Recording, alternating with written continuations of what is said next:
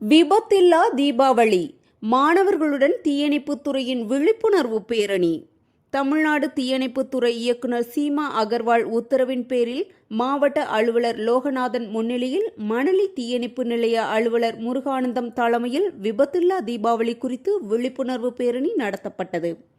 மணலி சின்னச்சேக்காடு பகுதியில் இருந்து கூறப்பட்ட இந்த பேரணியில் 1000க்கும் மேற்பட்ட மாணவ மாணவியர்கள் பங்கேற்றனர்.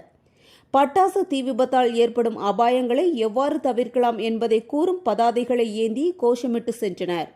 பொதுமக்களுக்கு துண்டறிக்கைகள் வழங்கி தீயணைப்புத் துறையினர் தீபாவளியை பாதுகாப்பாக கொண்டாடுமாறு வேண்டுகோள் விடுத்தனர்.